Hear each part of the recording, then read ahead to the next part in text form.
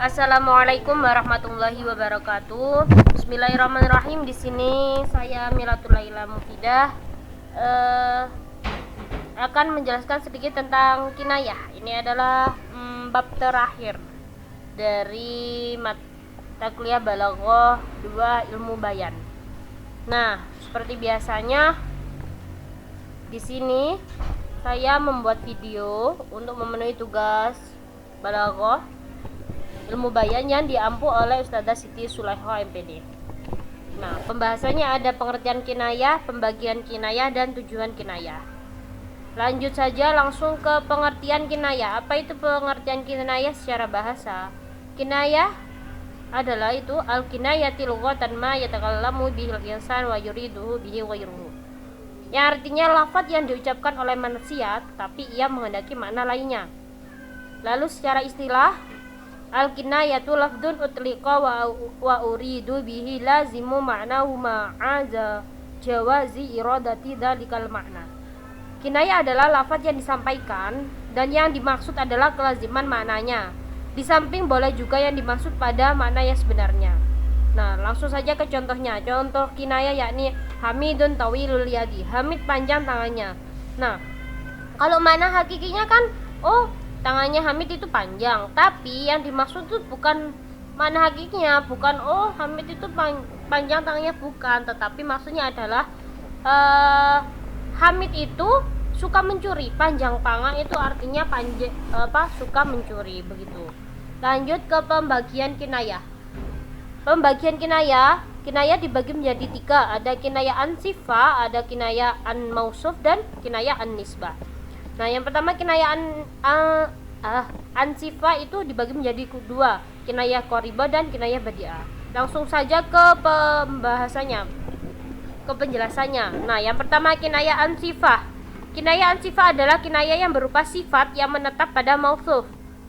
Mausuf itu yang disifati, yang disebutkan zatnya, makna hakiki, tetapi yang dimaksud adalah sifat dari zat tersebut. Nah, selanjutnya kinayah an sifah terbagi menjadi 2. Tadi apa? Kinayah qaribah dengan kinayah badi'ah. Kalau kinayah qaribah itu apa? Yaitu kinayah yang perpindahan makna mukanna anhu kepada mukannabi tanpa melalui perantara. Maksudnya berpikirnya itu ringan. Dari kita melihat kata-kata itu, kita itu langsung bisa menebak gitu loh. Ringan, gak usah mikir gitu. Gak usah mikir terlalu berat. Contohnya aja langsung. Fulanun thawbuhu tawilun. Fulan panjang bajunya. Nah, tanpa penjelasan panjang lebar, bahwa sekilas dapat dipahami bahwa yang dimaksud adalah fulan, seseorang yang berbadan tinggi, makanya panjang. Maka karena itu bajunya bajunya panjang. Jadi otomatis kan nggak mungkin ya orangnya pendek bajunya panjang gitu enggak. Jadi kalau otomatis kalau bajunya panjang berarti ya orangnya tinggi gitu. Terus kalau kinayah badi'ah, kebalikannya nih kinayah qaribah, yaitu kinayah yang perbedaan maknanya melalui perantara. Perantara di sini adalah seperti ada dalam tasbih, melainkan sebab atau peristiwa tertentu yang menghubungkan kedua makna tersebut. Contohnya langsung, Yuha yadubbu 'alal 'asha. Artinya, Yuha berjalan dengan tongkat. Nah, maksudnya adalah Yuha itu sudah tua. Perantaranya adalah karena orang yang sudah tua biasanya berjalan dengan menggunakan tongkat. Nah, untuk membantu berjalan begitu. Langsung ke langsung kedua. Yang kedua, pembagian kinayah yang kedua yakni kinayah am-mausuf. Ialah kinayah yang mukanna anhunya berupa mausuf atau sesuatu yang disifati. Contohnya langsung aja, wa harisun ala malihi. Dia penjaga hartanya, tapi yang lain maksud adalah maksudnya adalah orang yang kikir begitu.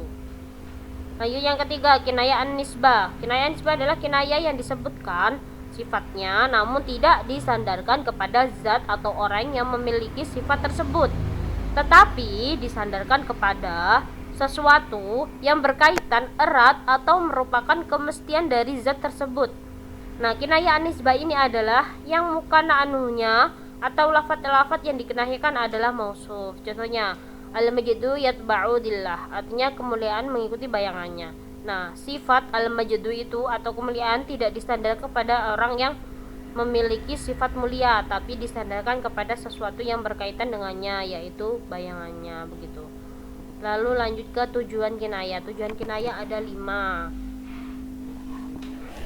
Yang pertama yakni sebentar.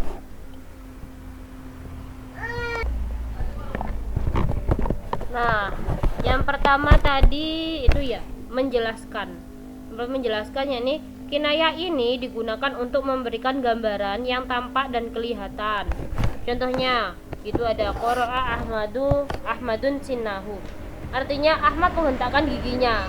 Yang dimaksud adalah marah begitu loh. Ahmad marah begitu, tapi dibilang menghentakkan giginya.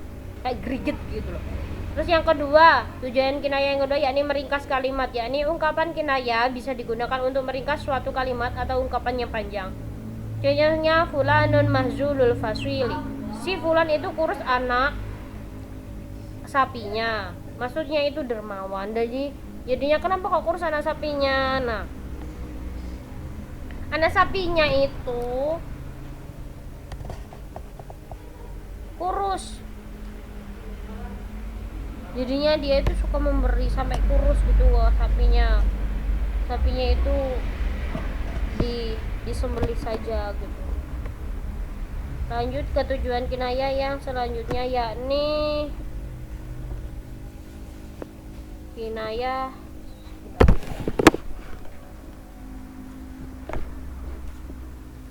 ya ini kinayah yang ketiga, menghindari ungkapan yang dianggap jelek atau buruk.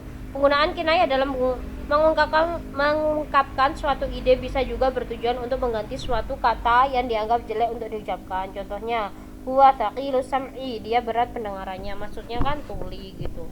Terus yang keempat, memelihara kesopanan, menghindari kata-kata yang dianggap tabu atau malu untuk diungkapkan. Contohnya, Allah tumun nisa, atau kalian menyentuh perempuan. Nah, maksudnya itu hubungan suami istri, tapi kan disamarkan gitu ya kalimatnya. Terus yang terakhir, tujuan kinayah yakni menyembunyikan. Contohnya al-ludar, penghuni rumah, yang dimaksud istrinya begitu. Syukran jazilan, semoga berkah dan berkah. Udah cukup sampai sini saja. Wassalamualaikum warahmatullahi wabarakatuh.